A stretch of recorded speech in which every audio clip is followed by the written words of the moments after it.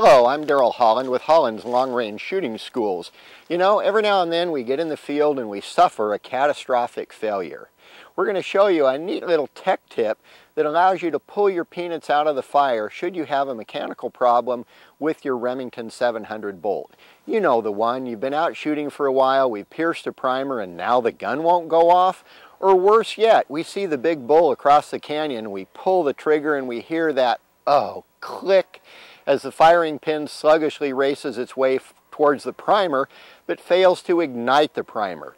We're 10 miles from the truck, now what do? Watch closely as we show you a neat little trick to disassemble that Remington bolt without any tools and take care of the problem.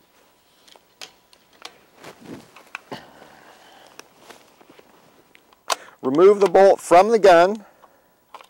And as many of you know, on a Remington 700, unlike a Model 70, there's no three-position safety that allows you to lock the cocking piece back and unscrew the bolt. With a Remington, you're going, uh-oh, where's that expensive tool that the folks at Brownell sell?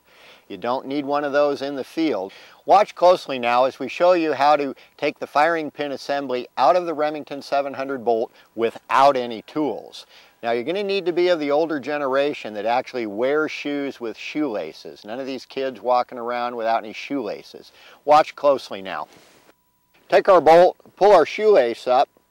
We're going to insert the shoelace into the cocking piece itself. I like taking my thumb, putting it over the top now, and we're going to pull the bolt up and simply begin unscrewing the pin assembly from the bolt body.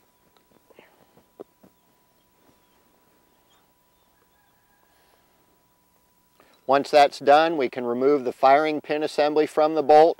If we've got a pierced primer now, simply take the pin assembly, turn it upside down, push it in the firing pin hole, clear that little pierced primer piece, tap it on your shoe, make sure we get a visual that we can see the problem removed from the bolt so we don't put it back together and repeat it.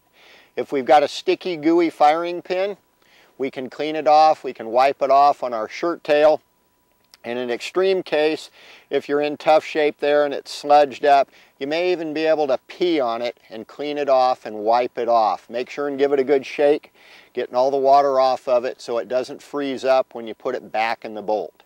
An important reminder, anytime that we run a gun, don't put any magic lubes or greases on it. Let that firing pin assembly run dry, or put a little bit of dry molybdenum disulfide spray. Once we've cleared the problem, simply put the firing pin assembly back in the bolt, screw it in until the cocking piece bottoms against the bolt body, insert it into our shoelace again, pull it up and continue to screw the bolt.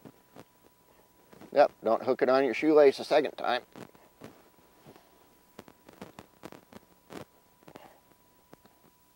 Continue rotating the bolt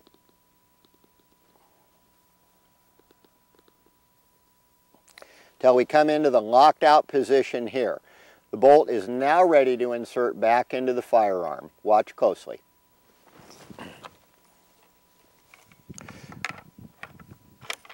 Insert the bolt into the rifle, cock it.